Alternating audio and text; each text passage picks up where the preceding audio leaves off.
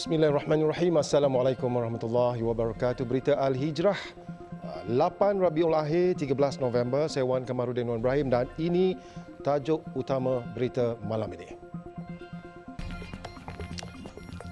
Keluarga reda pemergian Alisha.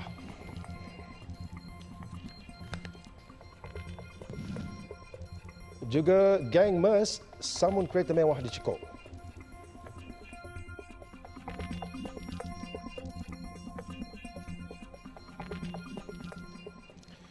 Pemergian kanak-kanak berusia 7 tahun Nur Alisha Safia akibat dilanggar pemandu van di Taman Dahlia Bandar Baru Salak Tinggi meninggalkan kesan mendalam terhadap orang ramai selepas melihat rakaman litar tertutup CCTV berhubung insiden terbabit semalam. Namun lebih pilu perasaan yang ditanggung keluarga kerana kehilangan anak bongsu apatah lagi mengenangkan kembali telatah anak kecil itu. Suasana hibah menyelubungi rumah ibu bapa arwah Alisha di Bandar Salak Tinggi petang tadi apabila keluarga dan sanak saudara menantikan ketibaan jenazah Alisha yang masih menjalani proses bedah siasat di Hospital Putrajaya. Nenek kepada Alisha, Mahani Hamid, ketika ditemui memaklumkan cucu kesayangannya itu telah menunjukkan perwatakan berbeza ketika kali terakhir bertemu dengannya di kampung. Perangai dia yang makcik rasa pelik pasal dia tak pernah salam dengan makcik. Lepas tu dia salam. Dia nak balik tu. Tu perangai yang ulas. Cuma dia nak balik tu, dia nak salam dengan makcik. Selalu kalau papa dia kata, pergi salam dengan tok. Dia akan tak nak. Gitu. Tapi hari dia nak balik tu, dia salam, dia pegang tangan makcik, dia cium. Jenazah Alisha Safia disembahyangkan di Masjid Tuanku Mizan Zainal Abidin Putrajaya, manakala solat jenazah kedua akan dilaksanakan berhampiran kediaman beliau di Masjid Asyakirin Kampung Baru Labu Lanjut. Jenazah Alisha akan disemandikan di tanah perkuburan Kampung Baru Lanjut dan setakat berita ini ditulis, jenazahnya akan dikebumikan sebelum maghrib. Pemandu van sekolah yang ditahan selepas dipercayai melanggar seorang kanak-kanak perempuan berusia 7 tahun sehingga maut di Taman Seroja semalam dibebaskan dengan jaminan polis hari ini. Timbalan Ketua Polis Daerah Sepang, Superintendent Makno Ehwan Muhammad berkata pihaknya mengambil keterangan pemandu wanita berusia 31 tahun itu dan kertas siasatan berhubung kemalangan itu telah dibuka. Ahwan dalam satu kenyataan berkata siasatan awal mendapati van yang digunakan oleh pemandu juga mempunyai cukai jalan yang sah dan siasatan lanjut berhubung kejadian itu masih lagi dijalankan. Semalam Nur Alisha Safia maut dilanggar van sekolah ketika melintas di hadapan kenderaan itu untuk memasuki rumah transit di Taman Seroja kira-kira jam 12.10 tengah hari. Kemalangan dipercayai berlaku ketika pemandu van menghantar mangsa ke rumah transit sebelum ke kelas Al-Quran dan Fardu Ain Kafa. Mangsa dibawa ke Pusat Perubatan Nilai Negeri Sembilan dan disahkan meninggal dunia ketika menerima rawatan. Mayat mangsa kemudian dibawa ke Hospital Putrajaya untuk bedah siasat. Kes disiasat di bawah Seksyen 41-1 Akta Pengangkutan Jalan 1987. Tapak Pesta Ria yang terletak berhampiran pusat beli belah di Cerah Selatan, Kajang, diarah menghentikan operasi dan ditutup serta-merta susulan kematian seorang lelaki kemarin dan arahan penutupan dibuat Jabatan Keselamatan dan Kesihatan Pekerjaan JKKP bagi menjalankan siasatan lanjut berhubung kejadian itu. Pengarah JKKP Selangor, Bahrudin Muhammad berkata siasatan awal mendapati dua mangsa terjatuh setinggi kira-kira 8 meter dari buaian berkenaan pada jam 11 suku malam. Susulan itu pihaknya mengeluarkan 5 pemberitahuan larangan bagi menghentikan operasi ke atas 5 unit alat permainan. Satu notis larangan turut dikeluarkan atas kegagalan pihak operator menjalankan penaksiran risiko bagi semua aktiviti di kawasan tersebut. Bahrudin berkata JKKP juga akan mengambil tindakan perundangan ke atas pihak bertanggungjawab sekiranya didapati berlaku pelanggaran akta yang ditetapkan. Terdahulu, media melaporkan 2 lelaki terjatuh dari buaian permainan yang menyebabkan seorang daripadanya meninggal dunia. Polis menumpaskan kumpulan yang aktif menyamun kenderaan mewah di Pulau Pinang selepas menahan 4 individu dalam beberapa siri tangkapan di negeri itu selain di Kedah dan Perak. Tangkapan dibuat selepas kumpulan geng MERS bersenjatakan parang itu menyamun 2 buah kereta mewah jenis Mercedes-Benz di sebuah pusat servis kereta di Jalan Pengkalan Bukit Tengah, Seberang Perai, Tengah pada 21 Oktober lalu. Ketua Jabatan Siasatan Jenayah Pulau Pinang Senior Assistant Commissioner Rahimi Muhammad Rais berkata pihaknya juga berjaya menemui semula kereta Mercedes-Benz di Serdang, Kuala Lumpur dan di Teluk Intan. Siasatan awal polis percaya kumpulan itu menjual kenderaan mewah tersebut kepada pihak ketiga. Setakat ni kita baru mengesan pelibatan dalam kes di Kota Penang. Tapi apapun siasatan masih lagi diteruskan terhadap kumpulan ini dan kita juga pergi kepada arah tersebut iaitu melihat pada kegiatan-kegiatan lain yang pernah dibuat oleh kumpulan ini. Kepunyaan pelanggan. Dia hantar untuk dia hantar untuk servis. Dia bukan repair untuk servis Dia untuk servis. Dua-dua kereta tu untuk servis. Mana kereta ni baik cuma dia hantar untuk servis. Because pusat tempat yang kena sambung tu adalah service center. Ujian saringan air kencing terhadap 4 suspek mendapati seorang daripada mereka positif dadah jenis metafetamin. Rahimi berkata selain kes samun, Polis Perak turut membuka kertas siasatan di bawah Seksyen 307 Kanun Kesiksaan selepas salah seorang suspek bertindak melanggar kereta polis sewaktu cubaan melarikan diri daripada ditangkap dalam kejadian di Teluk Intan. Rahimi berkata demikian pada sidang media di Ibu Pejabat Polis Kontingen IPK Pulau Pinang di Georgetown hari ini. Sementara itu, Polis Pulau Pinang menahan 3 lelaki yang terlibat dalam sindiket dadah antarabangsa dalam serbuan di sebuah hotel di Jalan Hassan Abbas, Teluk Bahang, Khamis lalu.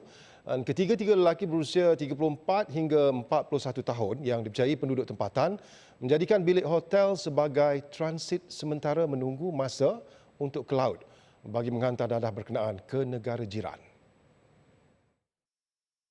Serbuan pada jam 9.15 malam itu berjaya merampas dadah jenis syabu dianggarkan seberat 19.1 kilogram bernilai RM690,635. Turut dirampas 2 pucuk pistol bersama 1 kelopak mengandungi 16 butir peluru bersaiz 9mm. Siasatan polis mendapati dadah berkenaan ingin diseludup ke negara jiran. Kita percaya untuk asaran antarabangsa pasal dia tujuan untuk dibawa ke tengah laut untuk diedarkan.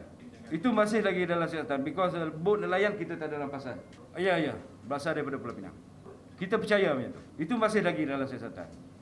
Tapi kalau ikutkan pada rekod dengan pelibatan kes dadah, so we believe that dia orang ni ada involved dengan kegiatan tersebut. Rahimi berkata kesemua suspek positif dadah dan mempunyai rekod jenayah 4 hingga 10 rekod lampau melibatkan jenayah dan dadah.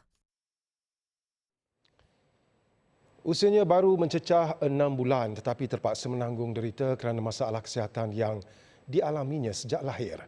Itu dugaan yang menimpa Muhammad Fayyad Iman Kamal yang dilahirkan dengan langit yang sumbing selain tulang belakang serta tulang kaki kanan yang bengkok.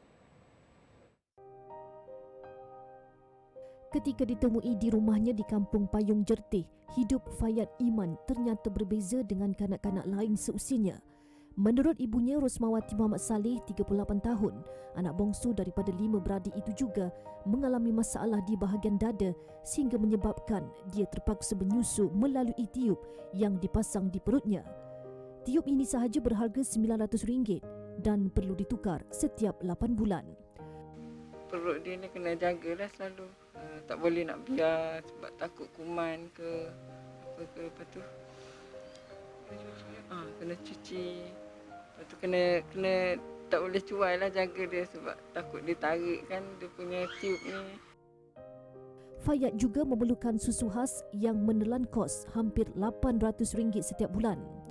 Tidak kira lagi kos ulang-alik dari rumah ke hospital University Sains Malaysia HUSM di Kota Baru yang berjarak 70 km dan ia menelan perbelanjaan sekitar RM700 sebulan. Pendapatan suaminya Kamal Arifin, 44 tahun sebagai pemandu lori di Kuala Lumpur yang hanya sekitar RM2,000 pastinya tidak mencukupi memandangkan mereka juga masih mempunyai 4 orang anak berumur 3 hingga 16 tahun. harapan saya lah saya dapat sumbang bagi susu ni, sebab harga dia pun kos dia tinggi jugalah. Satu tin ni dekat dengan 100 lah. Lepas tu satu tin sebulan ni dekat 8 tin untuk susu dia. Orang ramai yang berhasrat untuk mengurangkan beban keluarga ini, sumbangan boleh disalurkan ke akaun Rosmawati Muhammad Saleh seperti tertera atau menghubunginya di talian 011 1087 9315. 7 lokasi hotspot dan 138 pit stop disediakan di seluruh wilayah Persekutuan Kuala Lumpur kepada peniaga food truck di kawasan berkenaan. Menteri Wilayah Persekutuan Datuk Seri Dr. Syahidan Kasim berkata, pemilihan lokasi itu dibuat berdasarkan beberapa pertimbangan termasuk faktor keselamatan. Kawasan bebas berniaga ini termasuklah tempat-tempat yang kita kena pasti sebagai kawasan yang bukan saja bebas berniaga tapi selamat berniaga. Di sini orang yang berniaga pun ramai dan pengunjung pun ramai. Jadi kita memang menggalakkan untuk mereka berniaga dan cuma ada permohonan tadi supaya 3 kali seminggu tu ditukar kepada kalau boleh hari-hari lah. Kita akan timbangkan, kita akan berbincang perkara ini. Ya? Tambah beliau, penyediaan kawasan-kawasan ini membuka peluang kepada 250 pengusaha food truck untuk menjalankan perniagaan di kawasan yang strategik serta mampu memberi pulangan memberangsangkan kepada mereka. Sangat membantu sebab kami berniaga satu keluarga, tu semua anak-anak saya. Satu keluarga berniaga. So alhamdulillah setakat ni memang sangat-sangat membantulah dengan adanya tapak macam ni kan. Saya mengucapkan ribuan terima kasih atas peluang yang diberikan ataupun peluanglah yang diberikan untuk boleh berniaga di sini dengan kemudahan yang diberikan. Dalam usaha membantu usahawan B40, Datuk Seri Dr. Syahidan berkata, pelbagai perancangan disediakan termasuk bantuan deposit RM10,000 kepada usahawan baru. Usahawan baru ini turut diberikan latihan pementoran selain mewujudkan jaringan kolaborasi bersama pemain industri, pengilang dan pembekal bahan mentah. Beliau berkata kepada media selepas meninjau tapak perniagaan food truck di Stadium Kuala Lumpur Ceras. Lagi serangan bom di Masjid Afghanistan.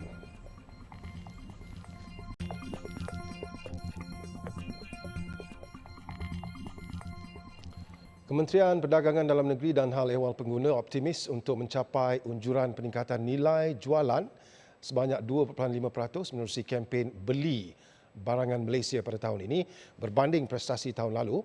Timbalan Menterinya Datuk Rasul Wahid berkata pelaksanaan kempen itu menyaksikan peningkatan sebanyak 3.3 bilion ringgit pada 2020 berbanding nilai jualan sebanyak 2.84 bilion ringgit pada 2019. Menurut Datuk Rasul, nilai jualan yang diperoleh melalui portal dalam talian Marketplace pada 2020 melebihi 145 juta ringgit berbanding 2019 sebanyak 6.84 juta ringgit. Unjuran depan kita merayu kepada rakan-rakan strategik kita. Sekarang ini kita dah ada Jaya, ada Lulu dan sebagainya. Kita merayu, menyeru dan merayu lagi rakan strategik lain supaya berkolaborasi dengan kita untuk memasarkan produk tempatan kita. Sampai itu kita memperkemaskan logo Buatan Malaysia. Sekarang ini logo Buatan Malaysia terletak pada barang makanan dan yang tu. Kita akan mungkin letak barang kontrak untuk kita nak pastikan dan kita nak berkolaborasi dengan kementerian lain untuk pastikan contohnya nak buat bangunan guna barang Malaysia. Menerusi kempen beli barangan Malaysia ini, KPDN-HEP menggalakkan rakyat Malaysia mengutamakan barangan buatan tempatan. Malah pelaksanaan inisiatif ini telah dimulakan sejak 1984. Beliau berkata demikian ketika merasmikan kempen beli barangan Malaysia peringkat kebangsaan di Langkawi hari ini. Pada perasmian kempen tersebut, seramai 20 usahawan mikro, kecil dan sederhana tempatan menyertai karnival jualan beli barangan Malaysia bermula 11 hingga 14 November ini. Tambahnya, kempen tersebut juga disasarkan menjadi serampang dua mata dalam membantu meningkatkan jualan produk pengusaha tempatan sekaligus mengukuhkan ekonomi negara. Koperasi Makmur Malaysia Berhad Ko Makmur melebarkan sayap rangkaian pemborong dan peruncitannya ke Kelantan dengan pembukaan pasaraya MG Co-op Mart yang pertama di Pasir Tumbuh hari ini. Pengerusinya Dato' Hishamuddin Abdullah berkata cawangan ini merupakan satu daripada 5 MG Co-op Mart yang bakal dibuka di Kelantan dalam masa yang terdekat, iaitu di Gua Musang, Tumpat, Tanah Merah dan Jelih. Kita sedang membuat kerja-kerja pengubahsuaian di Kuala Terengganu, di Kemaman, di Ciku, Gua Musang, di Tumpat dan beberapa tempat lagi. Dan sekarang saya percaya sekarang kita dah ada 6 yang dah beroperasi dan insya-Allah dalam tempoh terdekat ni kita akan capai 10 sasaran pertama kita. Seterusnya tahun depan kita akan buat lagi 20 cawangan dan insya-Allah dalam tempoh 5 tahun kami merancang untuk membuka 300 pasaraya di seluruh Malaysia insya-Allah. Dengan rangkaian besar yang bakal dibuka di seluruh negara, beliau yakin MG Co-op Mart dapat memberi tawaran harga terbaik kepada pengguna. MG Co-op Mart juga merupakan pasaraya pertama di Malaysia yang memperkenalkan sistem ganjaran barangan emas 916 yang boleh ditebus dengan mata ganjaran yang diperoleh pelanggan. Lebih mudah apabila kedai emas Makmur Gold hanya terletak bersebelahan dengan MG Co-op Mart. Pembukaan cawangan ke-6 pasaraya berkenaan dan yang pertama di luar Pahang ini dirasmikan Pengerusi Eksekutif Suruhanjaya Koperasi Malaysia SKM Datuk Nordin Saleh. Saya kata dia ada jewel in the crown of the youth ni. Satu hari nanti kita tengok, saya kata tadi koperasi kita ni berusia hampir 100 tahun. Dia orang ni baru setahun jago pun dah boleh capai pencapaian begitu tinggi.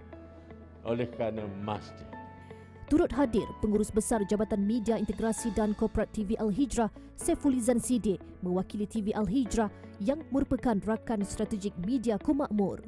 Sempena pembukaan cawangan MG Co-op Mart Pasir Tumbuh, ia akan mengadakan promosi jualan ayam segar RM5 seekor selama 3 hari bermula hari ini, manakala sayur-sayuran akan dijual pada harga RM1 seikat untuk tempoh seminggu.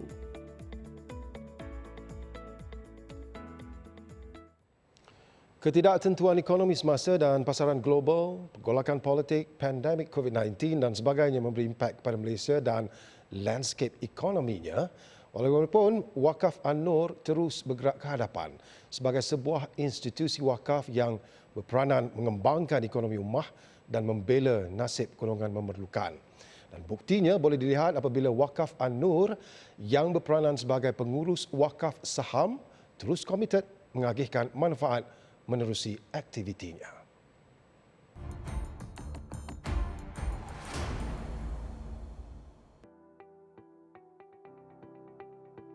Wakaf An-Nur merupakan sebuah syarikat berhad dengan jaminan tanpa syar yang telah dilantik oleh Majlis Agama Islam Negeri Johor sebagai nazir khas bagi menguruskan wakaf berbentuk saham pada 2005.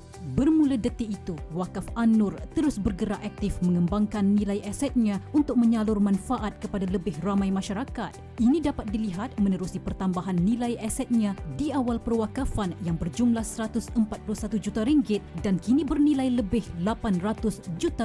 Ia membolehkan Wakaf An-Nur untuk terus membantu ummah dengan aktiviti-aktiviti terasnya menerusi kebajikan am di mana bantuan yang dihulurkan tidak bermusim. Tidak ketinggalan sumbangan kepada masjid, rumah kebajikan, NGO, golongan yang memerlukan serta sumbangan bakul makanan kepada individu terkesan akibat pandemik COVID-19.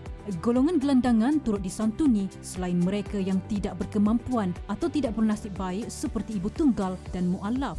Wakaf An-Nur turut terlibat di dalam pengurusan masjid di mana setakat ini terdapat 6 buah rangkaian Masjid An-Nur di Johor Bahru dan Pasir Gudang yang diuruskan Wakaf An-Nur. Di dalam sektor kesihatan, Wakaf An-Nur menguruskan 21 rangkaian klinik Wakaf An-Nur di seluruh Malaysia dengan caj minima RM5. Wakaf An-Nur beriltizam untuk menjadikan penerima wakaf kepada pewakaf menerusi program pembangunan sosioekonomi. Tawaran pembiayaan dana niaga berjumlah bermula RM3,000 hingga RM7,000 turut diberikan kepada usahawan mikro. Turut disediakan pusat wakaf komuniti yang memberi latihan jahitan dan gunting rambut. Wakaf An-Nur juga memiliki pasukan Brigade Wakaf yang berperanan sebagai barisan hadapan dan sentiasa bersedia menyantuni individu yang ditimpa musibah atau bencana. Sementara itu, pembiayaan Ar-Rahnu semakin mendapat sambutan, malah kepercayaan masyarakat khususnya golongan yang memerlukan serta berpendapatan rendah. Bagi Wakaf An-Nur, ia sebahagian daripada fardu kifayah untuk membantu lebih ramai masyarakat. Kepada orang ramai yang ingin bersama membina kekayaan menuju alam abadi, Wakaf An-Nur menawarkan pelbagai inisiatif pewakafan seperti hibalil wakaf, iaitu berhibah dengan niat berwakaf, menerusi takaful dan harta yang boleh dibuat ketika masih hidup atau selepas kematian. Selain itu juga, pelaburan menerusi PMB An-Nur Wakaf Income Fund turut memberi peluang kepada orang ramai berwakaf bersama Wakaf An-Nur. Pelaburan itu berbentuk unit amanah patuh syariah di bawah PMB Investment Berhad. Dari segi Wakaf An-Nur itu sendiri, saya mengharapkan Wakaf An-Nur akan menjadi satu institusi wakaf yang terus berkembang maju di masa depan. Dan aset-aset yang diuruskan oleh Wakaf An-Nur juga akan terus meningkat dari masa ke semasa. Dan kita mempunyai sasaran di mana satu masa nanti mungkin nilai ataupun jumlah aset-aset yang diuruskan oleh Wakaf An-Nur boleh meningkat kepada 2 bilion, 3 bilion. Dan ia menjadi satu entiti yang besar. 2 dekad berlalu, Wakaf An-Nur berkembang menjadi sebuah institusi wakaf yang disegani serta sering menjadi contoh mahupun rujukan di dalam pengurusan wakaf.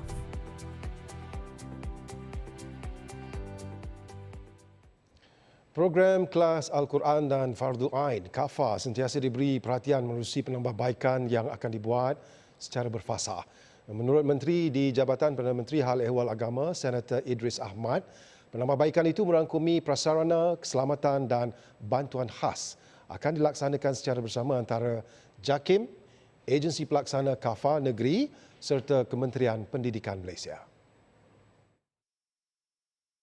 Penambahbaikan yang saya maksudkan ini merangkumi aspek pengurusan, kebajikan penyelia dan guru KAFA, latihan kompetensi, pemberian bantuan khas secara one-off, keselamatan premis, prasarana dan sebagainya. Beliau berkata demikian kepada media selepas majlis penyampaian hadiah ihtifal KAFA Kebangsaan IKK dan Majlis Ihtifal Ilmi Sekolah Menengah Agama Malaysia di Putrajaya. Turut dilancarkan logo rasmi program KAFA yang akan digunakan oleh agensi pelaksana di seluruh negara bagi melambangkan imej dan prestij KAFA sebagai sebuah program yang berkualiti dan diyakini.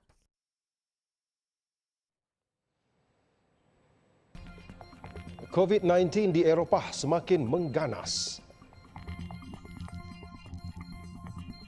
Siti Khadijah Apparels Sdn Bhd terus melebarkan sayap perniagaannya dengan pembukaan cawangan ke-38 di pusat membeli belah terbesar di Malaysia. Dan ia disifatkan kejayaan terbesar buat syarikat itu selepas mampu bertahan selain mengukuhkan jenamanya sepanjang pandemik COVID-19. Pembukaan cawangan baharu di Wan Utama Shopping Centre itu membuktikan SK mampu tampil sebagai sebuah syarikat Bumiputra yang standing dengan jenama-jenama antarabangsa lain. Menurut Ketua Pegawai Eksekutif Kumpulan Syarikat Siti Khadijah Aminuddin Muhammad Nasir, sejarah yang tercipta hari ini juga menjadikan mereka lebih bersemangat untuk membuka lebih banyak cawangan di pusat membeli belah seluruh Malaysia pada masa akan datang. Kalau dulunya kita ni macam dipandang rendah lah. Tak, maknanya kalau kita datang pun susah kita nak minta kan space-space yang baik. Tapi sekarang ni selepas pada pandemik ni dan dilihat Siti Khadijah maknanya masih lagi gagah lagi untuk terus berniaga, senang. Begitu ramai mall-mall operator yang dah mulai approach kami untuk masuk untuk maknanya mintakan Siti Khadijah masuk dalam mall tu lah. Pembukaan butik ke-38 itu dirasmikan Timbalan Menteri Tugas-Tugas Khas Datuk Mastura Tan Sri Datuk Muhammad Yazid. Satu brand name yang saya juga anggap fashionable di kalangan pemakai telekom yang sangat praktikal dan disukai ramai. Saya salah seorang peminat Siti Khadijah. Dia, when you mention Siti Khadijah, you think about quality, you think about keselesaan. Sempena pembukaan cawangan baharu, SK menawarkan promosi menarik bermula hari ini sehingga esok sementara stok masih ada. Antara promosi yang ditawarkan adalah potongan harga sebanyak 40% bagi barangan terpilih selain peluang memenangi cabutan bertuah produk SK bernilai RM500 dengan setiap pembelian RM250. Sekurang-kurangnya 12 cedera dalam insiden letupan di sebuah masjid di daerah Spin Gar, Afghanistan semalam. Antara yang cedera termasuk imam dan penduduk setempat. Saksi kejadian berlaku kira-kira jam 1.30 petang waktu tempatan. Bahan letupan dipercayai diletakkan penyerang di dalam masjid. Seorang pegawai Taliban mengesahkan serangan terbabit namun tidak mengulas panjang mengenai insiden. Setakat ini tiada pihak mengaku bertanggungjawab terhadap serangan tersebut. Dan sejak beberapa minggu ini, beberapa siri letupan telah berlaku di masjid di Afghanistan. Dan sebelum ini, sebuah masjid Syiah menjadi lokasi serangan letupan yang didakwa dilakukan Daesh. Jumlah kes COVID-19 di Eropah meningkat dengan mendadak dan membimbangkan Pertubuhan Kesihatan Sedunia WHO.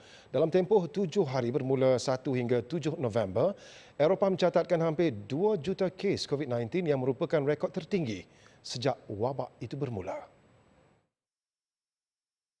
Minggu lalu hampir 27,000 kematian dicatatkan di Eropah. Ketua Pengarah WHO Tedros Adhanom berkata beberapa negara Eropah telah mengambil langkah untuk melaksanakan semula sekatan pergerakan untuk membendung penularan virus dan mengurangkan tekanan ke atas sistem kesihatan mereka. Tambahnya, beberapa negara Eropah yang mempunyai kadar vaksinasi tinggi tetap menyaksikan lonjakan kes baru. Situasi itu menunjukkan vaksin tidak menghalang sepenuhnya penyebaran virus dan WHO mengesyorkan setiap negara mengambil langkah yang sesuai dengan situasi penularan COVID-19. Menurut data terkini WHO, jumlah kumulatif kes COVID-19 global mencecah lebih 25 juta kes dengan lebih 5 juta orang sudah meninggal dunia. Dengan itu sekian berita Al-Hijrah. Jangan lupa layari alhijrahnews.com untuk lagi laporan berita pilihan serta artikel eksklusif. Saya Wan Kamaruddin Wan Ibrahim. Assalamualaikum warahmatullahi wabarakatuh. Jaga diri. Selamat malam.